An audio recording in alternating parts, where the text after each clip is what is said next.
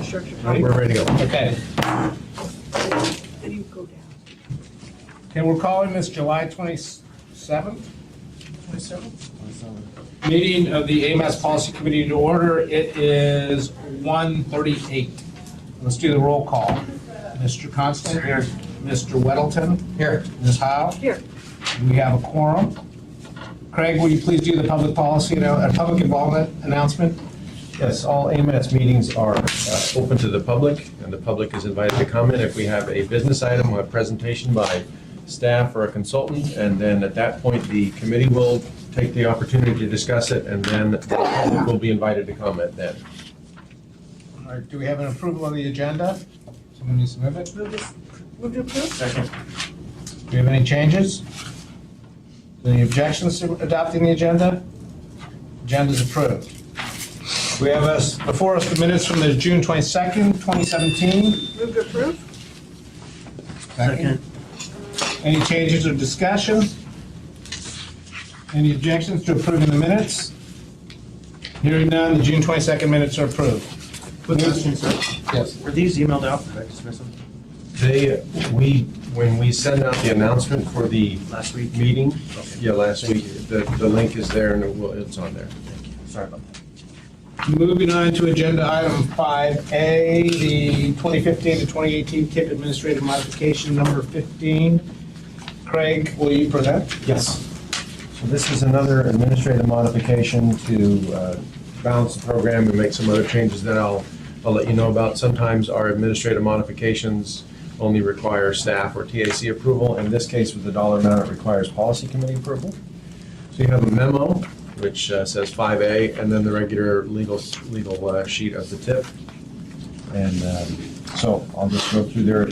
Going through the memo, it seems like that's a little easier than flipping through all the extra pages of the tip there, but everything that's in the memo should reflect what's in the tip. So on the front page there, it talks about Table 3 roadway improvements, and for the most part, we are reflecting what we did or what we have we'll discuss in the quarterly obligation report, which is later on the agenda, and balancing the program. So moving monies around to make sure that we utilize all of our funds and reflect construction cost overruns or delays in projects and all that sort of stuff. So for the most part, everything, as you'll see when we go to the obligation report later, is moving on as it should. And we're just reflecting, in this case, we have a couple of projects that we were looking to move forward with and we are backing off on now. We have Rabbit Creek reconstruction and Birch Road rehabilitation. We originally had $1 million for each of those in 2018 to begin that process of the preliminary engineering, and both of those the state has suggested are going to wait a little bit now, so we don't have those monies shown in the tip anymore. We want to move that around to make sure we utilize it in the program in 2018. Any questions on Table 3?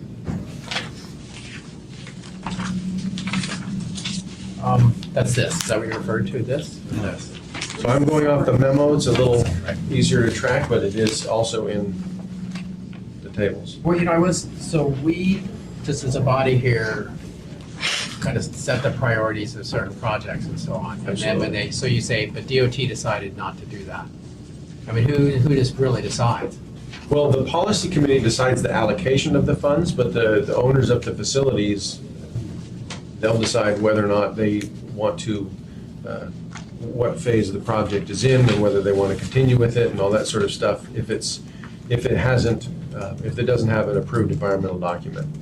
So once it gets through preliminary engineering and they have an approved environmental document, the federal rules require that we finish that project within a certain amount of time. Otherwise, we stand to have to pay back the funds. So in this case, both of those projects they haven't started at all. And they're hesitant to begin with new projects, not sure of available funding down the road. So it's still in the tip. The projects are still going to be in the tip. They just won't have any money shown in 2018. Okay, so when they dropped to $1 million from 2, that's not because, they figured they could do it cheaper? It's just juggling money around, it's not? Not in this case. In those two, Rabbit Creek reconstruction and Birch Road rehab, those ones they don't want to start the PE on it, the preliminary engineering. All right, thanks. so they know for sure what's going to happen later on. Please continue. Okay, so if you turn the next page in your memo, that's table 4, and those are the non-motorized projects. Basically, similar thing, we have 2 projects in there that we are not going to get started on right away. They had $1 million each, and we're going to hold off on that. And then we're also increasing the amount of money shown in area-wide trails implementation, so, and then otherwise just kind of balancing the program. Table 6, need some help from Mr. Young and Allen there, but in this case, we have the Anchorage area principal arterial pavement, and that is a project that has been in Table 10. We had 2 kind of pavement replacement projects in there, the ones that AMATS was paying for, and then the ones that were coming out of stuff that the state get to decide the allocation of. And so those are being zeroed out in the AMATS program. Can you clarify exactly what we have going there? Thanks. Aaron Yoganailan, I'm with DOT and PF. So we actually, the state had 2 pavement pots of funding. They had the pavement and bridge pot for Central Region, and then they had this Anchorage area principal arterial pavement resurfacing and ADA compliance. So we had 2 pots to draw from, and what the state decided to do is combine them into 1 pot. So you see it being zeroed out here. That doesn't mean the money is going away. That doesn't mean the projects are gone. It just means it's all now under 1 pot of money for us to choose from. It makes it a lot easier for staff. It makes it a lot easier for FHWA to see what's going on. It makes it a lot easier for closeouts of the projects, because instead of having to be, we started it with this pot of funding, we finished it with this pot of funding, it's now under 1 that we can select from. So it has no impact on the AMATS allocation. Thank you. Table 8, basically what we are doing is reflecting what is in the current 2016 to 2019 STIP, which is that there is no funding shown in that STIP for the Kinnicarn Crossing project. So we are zeroing it out in Table 8. Again, Table 8 is not part of our allocation. Those are just federal funds and sometimes other state funds that are happening in the AMATS area, so we just reflect them there. In this case, we are reflecting what is now in the current STIP with 0 funds going to that project. And then Table 10 is the last part of the amendment, which is what Mr. Young and Ayla just talked about in terms of the pavement replacement.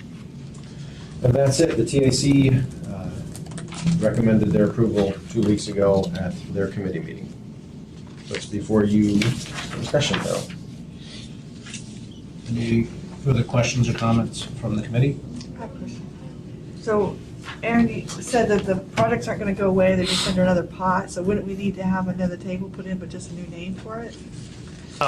Technically, no. AMATS TIP isn't required to have a listing of projects for that particular line item because it's not part of AMATS's allocation. So as you can see, we do have Table 10 in there already for the projects that are anticipated to be funded with the AMATS allocation. So it was creating a lot of confusions in our headquarters and with FHWA because they didn't know what was being paid for with state and what was being paid for with the state funding and then being paid for with the AMATS allocation. So there were some projects going through being put towards the AMATS allocation. We're like, wait a minute, that's not correct. So it created a month-long process of trying to undo all of that. So to make it a lot easier, the TIP one is just showing the AMATS allocation projects. And if the state wants to have a list of projects, they have that ability to do it on their own STIP. Thank you. Yep. Just a follow-on question to that. So then, this shows on Table 10, there are no projects listed 1 through 12. And you're saying that the AMATS funded projects would still be in Table 10, so that would just be what's shown somewhere over here? Yes, it's being shown on the last page right here. So if you see this last page on Table 10, so these are the projects that are anticipated. When the TIP was developed, there was the pot of funding for pavement replacement for AMATS. It's a set amount of the allocation that's put towards pavement replacement per year. And so this list was created in the effort of transparency so people know what we're doing. This list was put together to say, okay, in the time period of the TIP, here's what we anticipate to fund with the pavement replacement. So people can see, okay, these are not in priority order, just so you know. So they're kind of done with what's reasonable as we go along. Thank you. So this is going to remain here. Any further questions? Any comments from the public? What's the will of the committee? Move to approve? Second. Any objections to approving the motion? Hearing none, the motion's approved. Agenda item 5B, the Citizens Advisory Committee Sunset Clause. Craig, will you be presenting? Yes. So we created the Citizens Advisory Committee about 3 years ago. We had been using the Planning and Zoning Commission that act as our Citizens Advisory Committee, and we deemed it to make sense to have our own. And when we originally created it, we wanted to make sure that we would have some control in case it didn't work out as we had planned, and so we added a sunset clause. And that sunset clause was July 1st of 2017. So, in practice, we've seen that this committee works quite well. They are getting up to speed on all things AMATS. There are a number of members that we have on the committee who either served on AMATS previously or have a lot of knowledge, so it's working quite well. It is currently the only advisory committee that we have that has a sunset clause, and our recommendation is, since it's working quite well, we should just remove that sunset clause.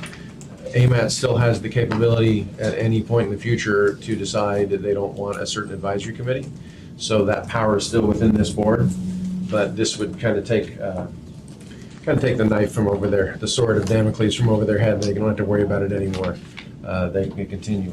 Unfortunately, that sunset clause was July 1st of this year, and so we're a little bit past that. So the Technical Advisory Committee and staff recommended that we reinstate the Citizens Advisory Committee and remove that sunset clause in their bylaws. So that was the discussion 2 weeks ago, and they recommended approval of this. Any questions or comments? I'd like to comment. I got one comment, is you shouldn't have a sunset clause in Alaska in July. It doesn't make sense, so you probably bought some time. Is this something the Assembly has to do? It's like by ordinance, or is that this body? No, it's just this slide. Since I was here when this happened, I would like to say that I'm really glad that it is working out as well as that we thought it would be. And it really helps having some type of Citizens Advisory Committee for the, when FHWA and FTA does our recertification, because getting public outreach and input is difficult. And this helps. And if you'll remember, the Citizens Advisory Committee is based out of areas of assembly seats. So we get representation all across Anchorage and Eagle River. So I heartily suggest that the policy committee move forward with this recommendation.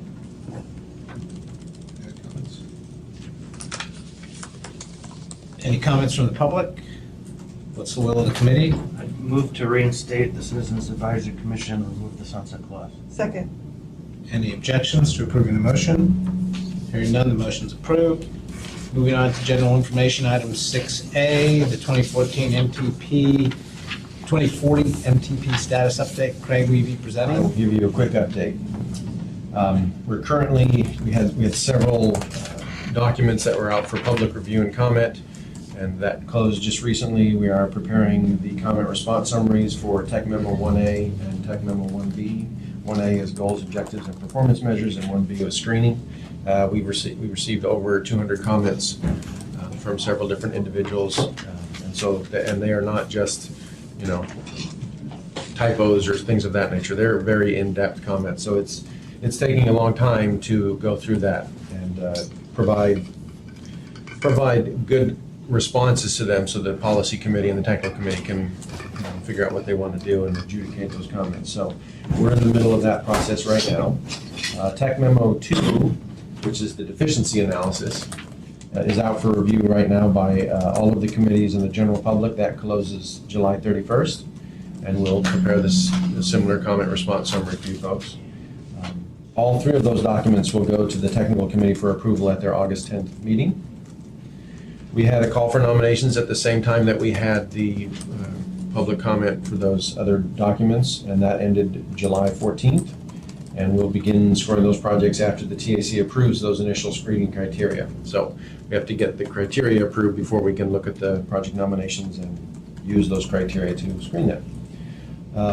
We don't have a date yet for it, but sometime in the fall, we will have a multiple-day public charrette to explore solutions, strategies, and alternatives. And as soon as we get that date, we will share that with you. So And other than that, we're continuing apace and everything looks still on schedule. Moving on to general information items. Talk on that. Or are you Sure. staying on A?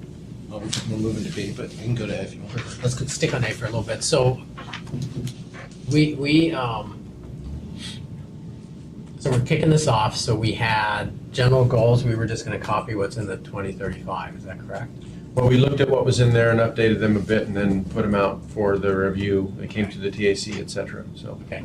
And then from those come the scoring criteria, right? Which is, Yeah, the criteria are basically looking at, I mean, we have different goals and we try to make the criteria match the goals so we can implement those goals.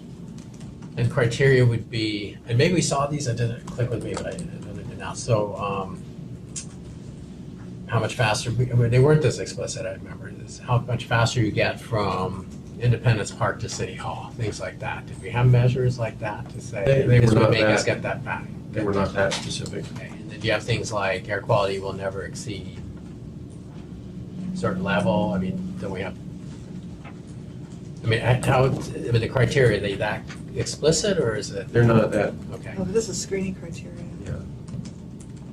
this is kind of initial screening criteria, so we will look at, what are things that are realistic in the time frame, the next 20 years. So something like a Tidewater Freeway or, one of those maglev trains or a monorail or something like that could be nominated, and you would look at that and go, well, in the next 20 years, that's probably not going to happen. So they're kind of, fatal flaw is not the right term, but it's kind of that idea.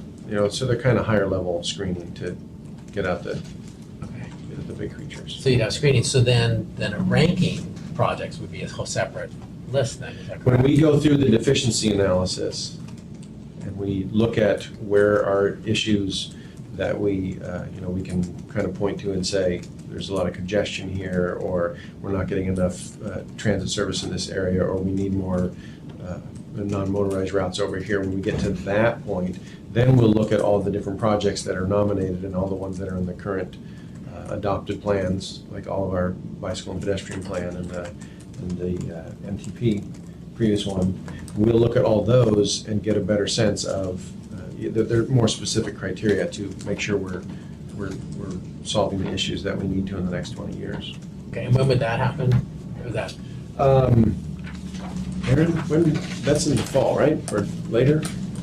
Are you talking about the prioritization? Yeah. We did, so I'll kind of be really specific. If you look in the 2035 MTP right now and you see a list of projects, they're not in priority order. They may say 1 through something, but that was just a number so people can easily see them. So it's prioritizing just in short-term, long-term, or illustrative based on the funding that's available, and that's going to be part of the fiscal constraint analysis that we do later. So the first thing we have to do is apply the initial screening criteria and then go to the public and get them to help us develop the alternatives, scenarios. There's so many different names for them that can be called, and then kind of work with them and with you guys on developing kind of the preferred one that meets our goals and objectives. And then that's going to take place sometime in, it's hard to say at this point. It's going to be after the charrette, so we're looking in October or later. The charrette's going to help us with the developing of the alternatives by getting the public involved and getting their opinion on things. And then once that's done, we have to go through the review of the different alternatives, kind of get closer to that preferred, and eventually come back and get approval with the fiscal constraint analysis at the same time as the preferred alternatives approved. Because You're comparing that to the deficiency problems. You have to identify the problems. Yeah, the deficiency analysis has already been out for people. So we have the deficiency analysis to help identify the congestion problems, and then we'll get people together in the room to help with the other problems, the non-motorized problems that we need to address. That was kind of part of the deficiency analysis as well. So that's already started. That started. So we have that kind of leewaying into what we're doing in the later. I don't know at this point when we're going to start doing the alternatives, the approval of the alternatives, because it's dependent upon how long it takes us to get through the kind of development stage of the alternatives. okay, so if you have, so I guess the deficiency analysis, look and say, here's our problem. So say you say, oh, there's congestion here, and you say, so what do we do? Well, the obvious thing is put more lanes, but we don't always do that. We think there might be problems there. So you really have, okay, don't build more homes there, because that'll increase, that's an option, right? and do things to put more infrastructure downtown, put more homes there, maybe that'll get rid of some of that congestion, or put more buses and things. So you say there's an issue, congestion. Do you look at all these different solutions, or where in the stage of solutions are we when you hit there? So when we do the charrette that's coming up, that's going to be the part where we look at, okay, the deficiency map says this, so what are our options to address that? And that's either road construction, that's non-motorized, that's transit, that's whatever. I don't really want to say what our options are right now, because I think telling people what our options are is not really the best way. You sit there and try and get people's feedback on things. So when are you comparing that to the comp plan? When we're comparing it to the comp plan, Comprehensive land use plan, how's that, when does that get? it's being done at the same time. Right. Because we're going to be doing an overlay of the land use plan, the deficiency analysis, the transit route restructuring that's happening. We're putting it all on a layer so we can say, okay, here are all the problems. Here are some solutions that may not be just roadway solutions, that may be other things.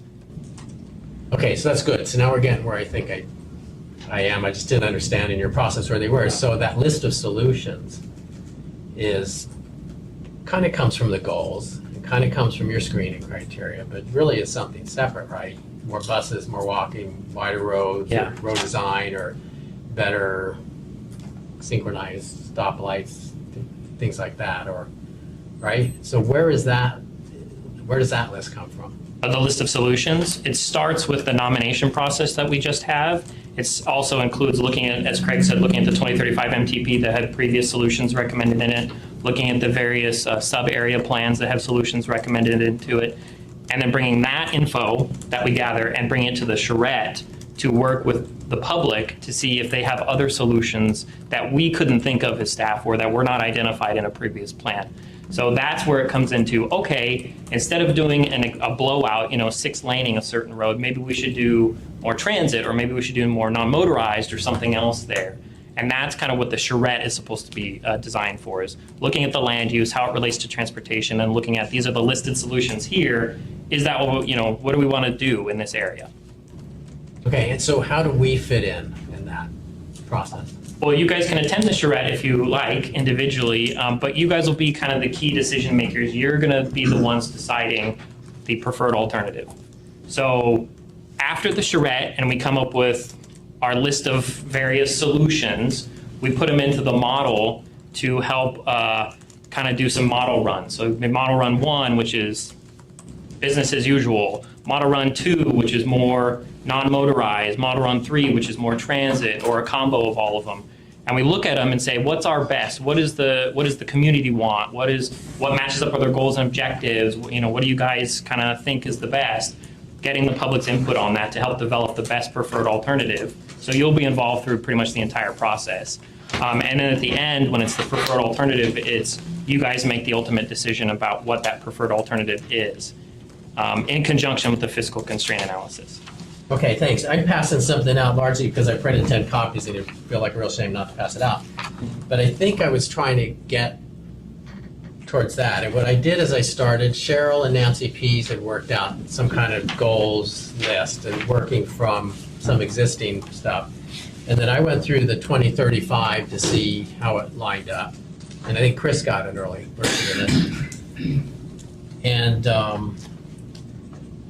And then I was looking through some of our kind of pretty clear, overt policies in the city. And one thing going through any of these items, the Vision Zero is important. And it's pretty much a relatively high priority for the city. Is that about the truth? And I didn't see overtly, where's Vision Zero in our goals? And maybe that was something you added.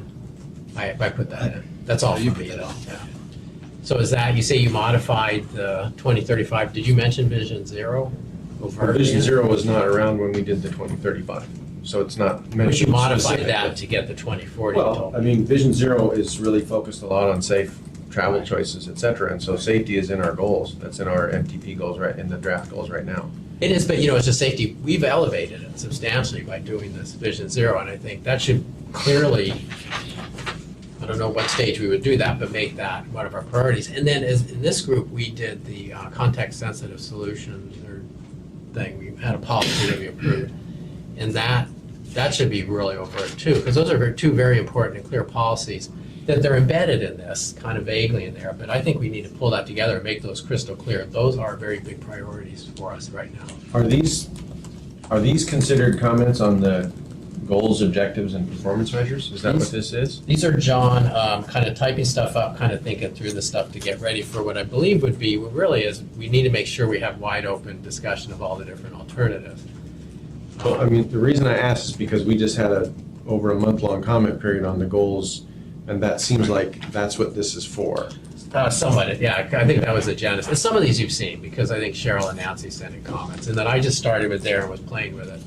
And so maybe I missed a deadline for that, but I haven't missed a deadline for some of these other. I was just trying to jab you. No, that's fine. You know, it happened. I knew when I was doing it, I was kind of late in the game, but it's still, the game's still on, and we have a long process, and to not, I mean, we're just make believe if we say we have this Vision Zero thing. If it's not in this, then it's not a real goal. I mean, we need to make it a high priority, very visible throughout this process, because this is where it really matters.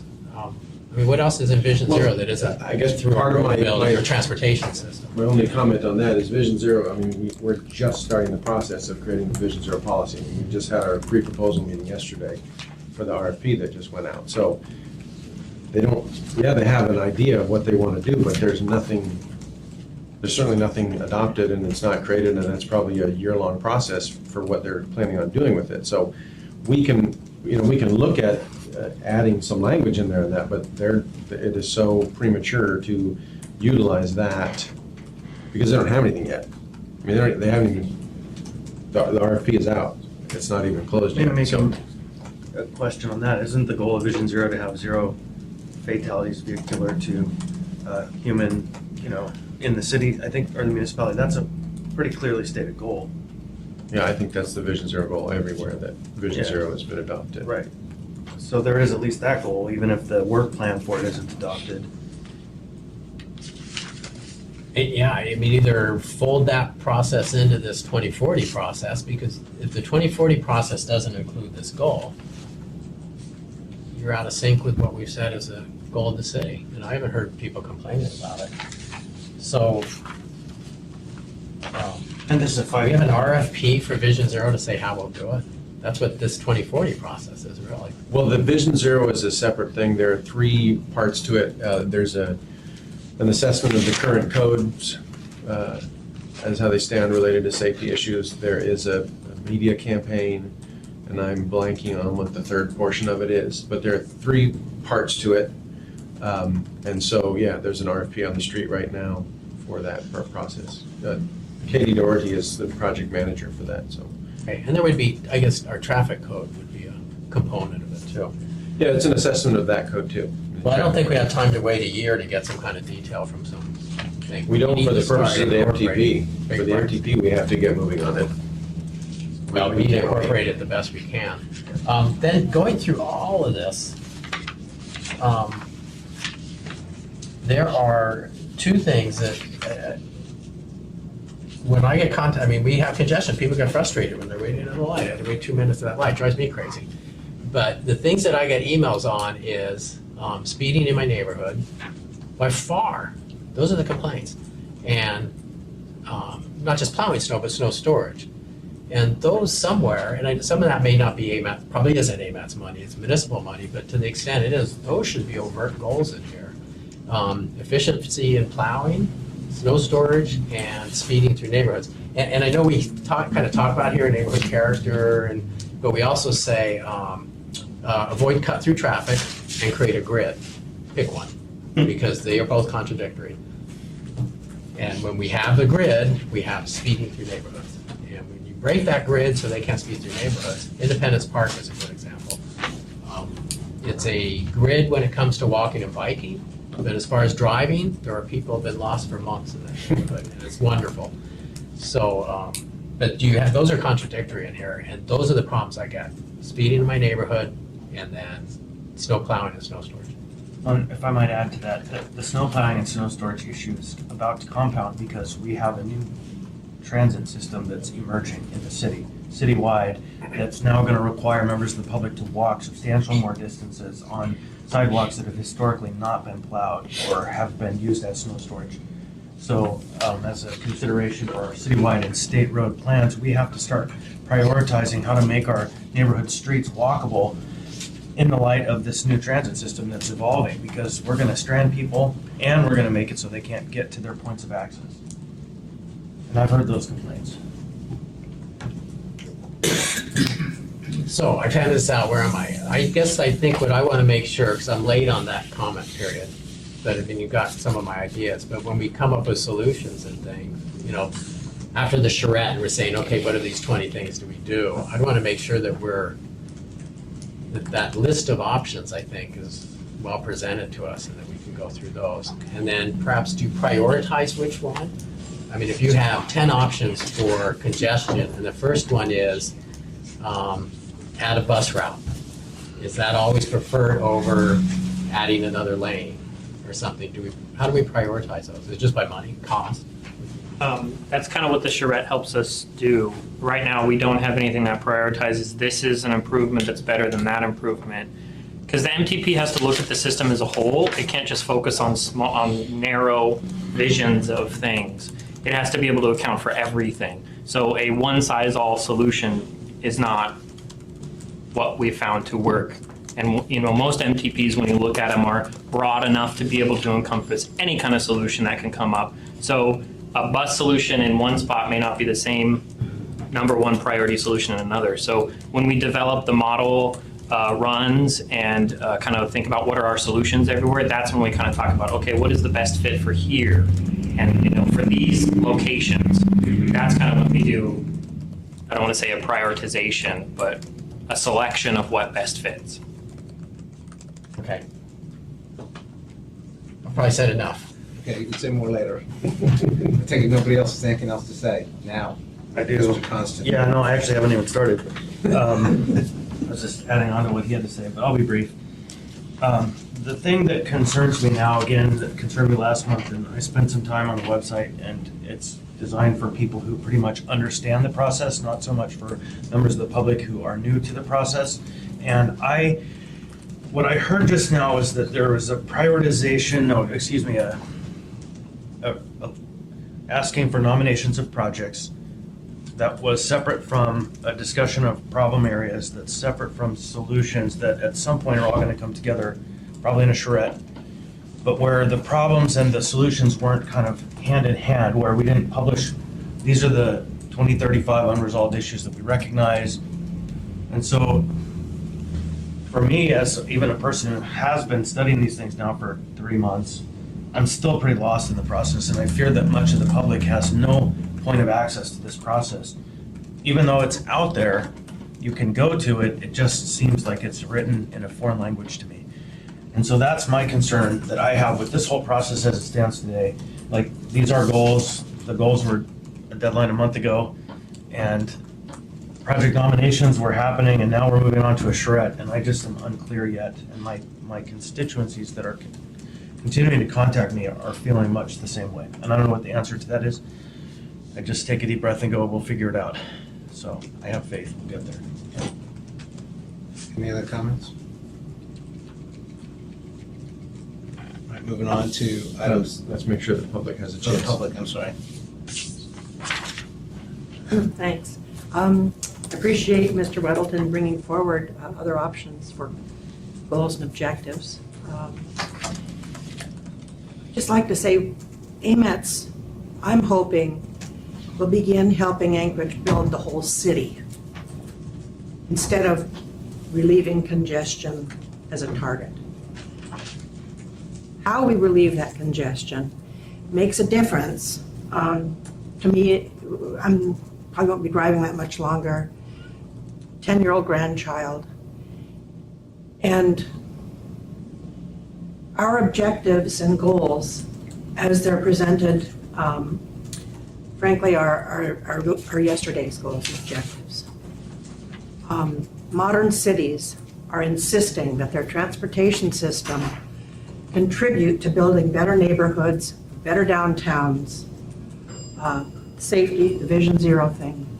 And that's what I'm hoping, that there can be a shift of emphasis here in AMATS to join in with the comprehensive plan, take a look at transit, how they've completely shifted their emphasis to focus on the urban core. The new land use plan has got some radical elements in it, things we're not used to. So I feel that AMATS is still trying to catch up with the rest of the work we are doing here in the city. And just to clarify, please, Craig, last meeting, because the deadline for the comments was, I think, July 14, they were going to be on the website, and I haven't seen them yet.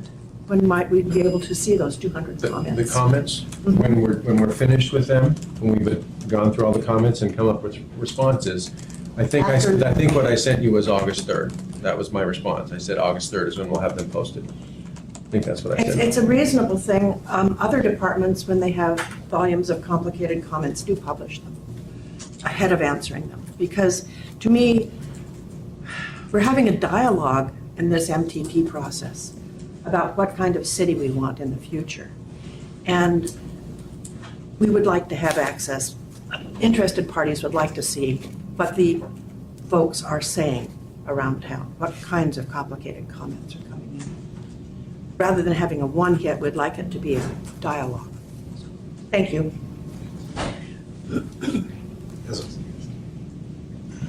Gloria Mani, I'm a resident of the Tollegan Community Council area, and I thank you all for all the effort being done and totally concur with the comment provided by Cheryl.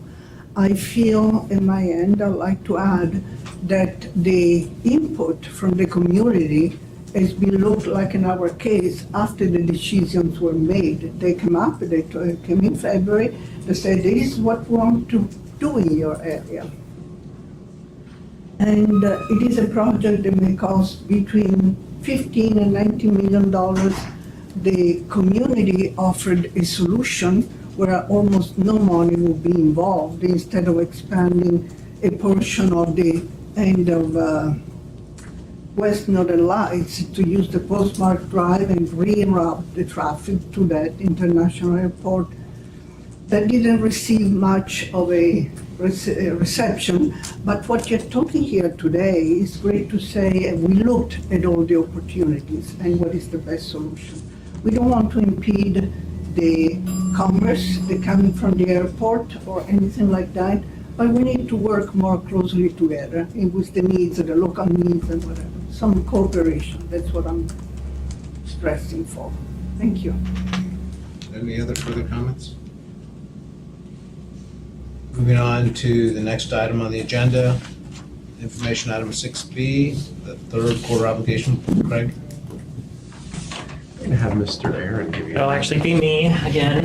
Aaron Ogadalen, AMATS planner at DOT and PF. So before you have the third quarter obligation report, just a reminder of what this is we do a quarterly report to let you know how the AMATS allocation is going and where we're at with getting those funds obligated for the year. So at the third quarter, we are required by AMATS policy and procedure be plus or minus 5% of our allocation. If you turn to the very last page, you will see we are at 0, which means we are ready to go and get everything obligated for the end of the year, which is good news. I do just want to point out that there are a couple of things we have to be aware of. As you may know, the capital budget, unless they did it today, was not approved, has not been approved. And that does have direct impact on the AMATS allocation for projects that have state match associated with it. So if you look on the first page, there is the pavement replacement program. The $1.6 million is there for Brayton Drive repavement. That is a state match project.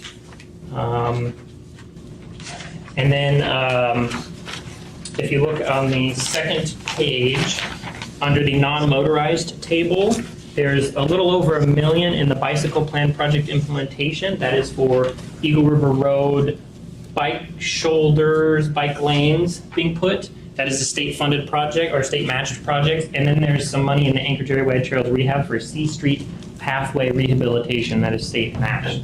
I bring those up because if the capital budget is not passed quickly, AMATS is in danger of losing those funds. So grim news, but we are hopeful and we are working our butts off to get it all done. We have put the consultants in overgear to get everything. All staff is working as fast as we can. So I'm just giving you kind of a heads up of what's going on with that. Everything else has been obligated. We did really well this year with getting all the money for O'Malley Road Phase 1, so that's a huge success. Because that was a lot of work to get that done. We've done really well with the non-motorized. We have increased the amount of money we're putting towards non-motorized. We are actually almost at our 15% top end threshold over the 4 years. We're at 14.4%. And so we have more money in 18 that's going to non-motorized than we have had in a while. So that's a positive. There's not really too much else to talk about. I'm here for questions if you have. Yeah, so I'm looking, I don't understand this project. Can you just give me a brief description? The Ingram Gamble Coupled Extension Reconnaissance Study? Jim, would you be able to help provide a little more information on that one? Jim Amison, Chief of Highway Design. It's a study to look at opportunities to extend Ingram Gamble north across Ship Creek to connect and provide a better connection down to the port area to see if there are alternatives available that would improve port access. Thank you. At this point, it's a study to see if there are viable alternatives. Roger. Thank you, Jim.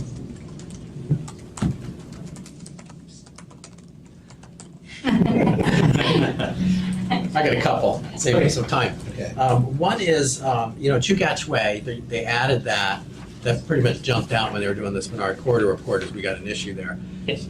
So, how does that road get on the list of projects? I mean, we're doing that now, so that study will say, hey, we need to do something, so it'll get added to the tip at some point. So we just started the process of creating the new tip, the 2019 to 2022 tip. And where we're at right now is we're going to bring the criteria to the technical and to you folks next month to release for public comment. What we'll be doing in the near future is soliciting nominations for the tip, the 4-year tip. And so that's when it should time well that we could get a better sense of what might be done there. And then we could, someone could nominate a project for the tip at that point. Okay. And then you mentioned Brayton Drive. I don't see that on here today. This because it's part of that pavement replacement program. Oh. It's the third one down, the lump sum. That's outlined in table 10 of the tip. Okay, so now Brayton Drive, right now, we're all driving on Brayton Drive, I think because they're keeping us off of the Seward Highway. So that's not really a Brayton Drive project, it's just a reroute, a detour connected to the Seward Highway project, is that right? So that's not, because if you delay that, those businesses are. We're talking in a blocked different section of Brayton Drive. It's south of the work that's going on right now for the Seward Highway. O'Malley South. off. Oh, more my neighborhood down there, so, okay. You put a pathway on there and stuff, would that be It's just gonna resurface what's there. on the resurface? Okay. All right, thanks. Any comments? Comments from the public? Thank you. All right, now we're coming towards the end of the meeting here. Any comments from the committee? Sir. One topic that I wanted to make sure gets on the record. I've been working with Craig a little bit. He's working on a draft resolution that takes the bridge off of the transportation plan. I recently, in the last month, had a project I was in discussions with that we heard back from a state entity that it wouldn't happen because the bridge is still a priority. And this is long after everybody's discussion that the bridge is dead and get it off the plans. And so I've asked, and I know they're already working on a resolution to take to the Technical Advisory Committee to bring back to us that we'll strike that project from the long-range plan. Because if it is on a plan, it's not dead. And so I am hopeful that that will be coming forward soon.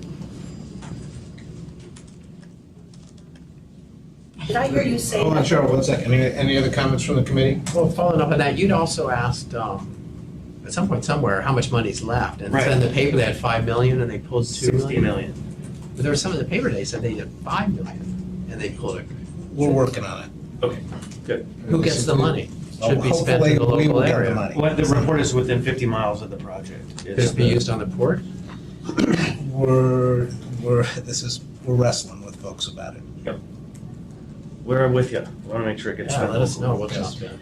So Cheryl, what I had asked was if we could ensure we get a resolution that strikes the bridge formally off of the long-range plan so that we can rest assured once and for all that it is not a priority at any level of the municipal, state coordinated project.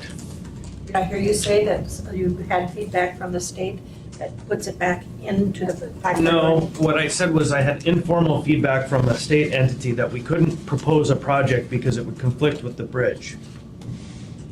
Yeah, and it's interesting, I do believe the state used or appropriated about 500,000 of bridge money for Kivalina School, which last I checked is outside the 50-mile radius.